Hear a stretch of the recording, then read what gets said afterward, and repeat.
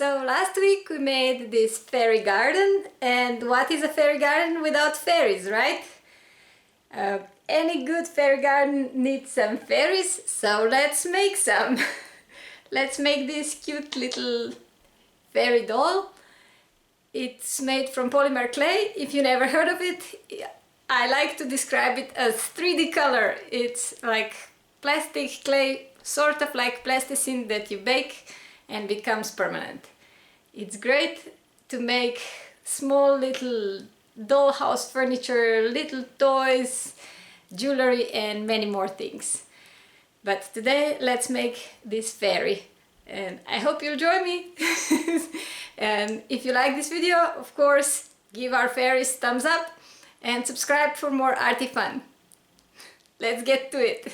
I found a written tutorial by Sue Heiser, I hope I pronounced that right, for this little fairy literally ages ago on Polymer Clay Central website. I'll link it in the description. People always loved these fairies whenever I make them, so I thought somebody might like to see them in video, with some additional tips of course.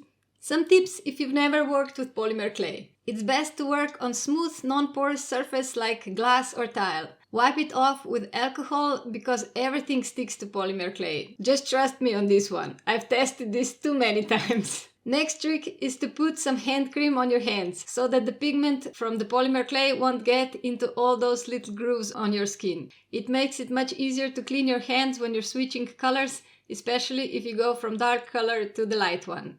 For this project, I'll be using transparent polymer clay and skin tone. Mine is sand color, but you can make fairies of any nationality that you want, even avatar fairies if you want.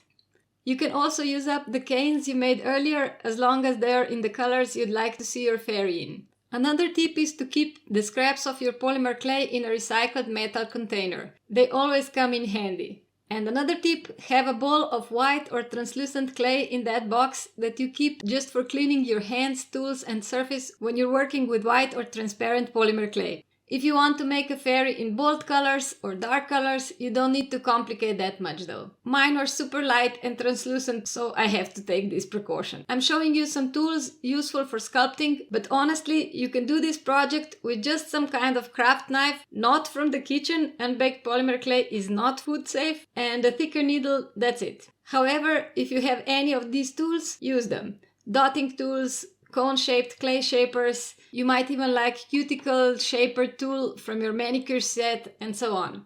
Experiment, and I'd love to know your favorites in the comments. And for this project we'll need some wire. Gauge is not that important here. And of course some pliers to cut and shape it. In fact, let's do this now, so it's ready when we need it. Cut about 5 centimeters or 2 inches of wire and make a loop on one end. That's it. Onto the clay now.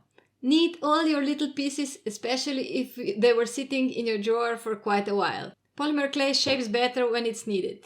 Then roll out 4 little 3mm thick snakes of clay from white transparent, violet transparent and turquoise transparent clay, or from any color that you like. Tip: you can gauge the thickness of your snakes with a circle ruler if you have one. Now stack all 4 snakes together. I like to put white and transparent on the opposite ends so they don't touch, but that's my preference. You do you. You could also omit this step entirely and make the fairy from one color of clay, no problem whatsoever. Now I'm rolling and twisting the snake of clay to get a pattern that I like. I'll be making my fairies from 5mm thick snake, but you can make yours bigger or smaller, however you like. Now cut about 13mm, that's about ½ inch, long pieces from the snake and shape them into cones by pinching and rolling. Insert a thick needle into the center of the bottom of the cone and twist it around a few times so it creates a nice cone-shaped hole. I'm doing this with a homemade needle tool that I made from a blunt embroidery needle and polymer clay. Place your cone on the surface, roll around to correct the shape and cut about 4 slots into the bottom. You can make more or less cuts. That depends on the thickness of your clay cone and how many petals you want in your clay fairy. Now let's shape those parts into petals one by one. First, just pinch it together and then apply some baby powder to your fingers and to the end of your paintbrush if needed, so that the clay won't stick. Flatten the petal with the blunt end of a paintbrush. Do this for all petals, and once you're happy with the shape, push a wire through the cone from the bottom up. Here you can see me doing everything again, and for the pink one that is made from the cane, I'm showing you another technique if you happen to have a cone-shaped tool. You can use it for making the hole and then you can cut the petals on it directly. Try which method works best for you. For the head, just roll out a ball. The size depends on the size of your fairy, but as you can see, it's like a small pea for my fairy. To attach it, just slide it onto the wire. For the limbs, you just need a tiny snake or log of clay and cut 2 equal lengths for legs and a bit shorter and thinner ones for the arms. Position the legs to the inside of the flower fairy dress and push it in with the needle tool so it adheres well. If you want, you can shape the feet and hands by flattening the other end a bit. Attach the arms just below the head and position the limbs naturally. This can be a bit fiddly since they're very tiny. For sculpting the face, hold your fairy by the wire if you have hot or strong hands.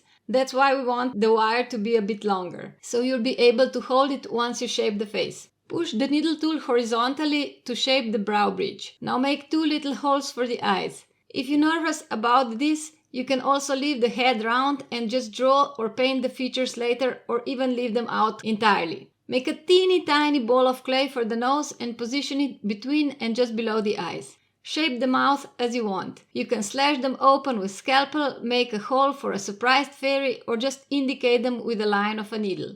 If you want your fairies to sit, position them on something rectangular on its edge in this stage because you can't move the limbs once they're baked. I used a matchbox for the support here.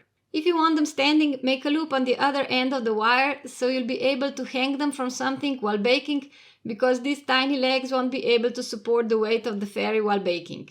They also look really nice suspending on a fishing line when baked. For the wings, I'm rolling a thin piece of white polymer clay and covering a translucent log with it. That's a simple bullseye cane. Let's reduce it. That means elongate it so it's thinner and longer.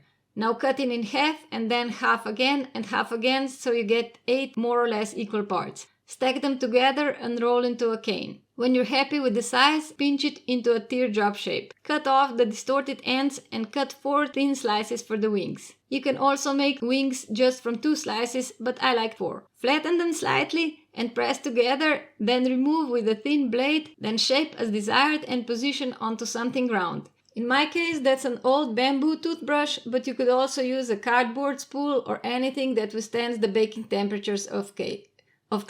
In case of my old Fimo, that's 130 degrees Celsius. Alternatively, you can position the wings directly onto the fairy.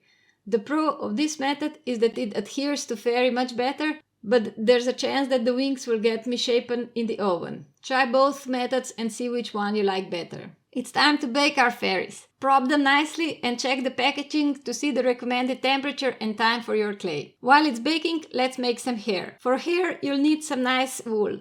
I use merino in different colors for different fairies. But you could go crazy and use some multicolored wool and so on. Choose whatever yarn you like. Wind the wool thread onto a piece of wire. I just used normal gardening wire, but you could use literally anything. Even the little thingies to zip up your toast. Now bend the ends of the wire over so that the wool doesn't unravel. Place all those little coils into a heat-proof bowl and pour hot water over it. Leave for a few minutes and then pat out the moisture and leave it to dry. When it's dry, untwist the ends of the wire and slide the wool off. You get a lovely curled lock that you can now glue onto your fairy's head. I used nail stick for this, but super glue would probably be even better. Experiment with your type of yarn and clay to find your winning combination. Or check the Blue Bottle Tree. She has a ton of information on her website. Also glue the wings that are baked separately onto the fairies. Once the glue dries, you can give your fairies a nice haircut if you want, or leave them all messy and wild. We call this look Auntie Pechta from a character from one of our children's books. In the end, cut off the wire close to the head for the sitting fairies and make a nice loop for the hanging ones. And that's all there is to it. I hope you like this one. I fell so much into making them that I was late with the editing because I was making way more fairies than needed. And even some are waiting to be finished as I'm posting this. But that's all great. I'll have some tiny little gifts for friends. From my experience, these little minis bring smile to everyone's face.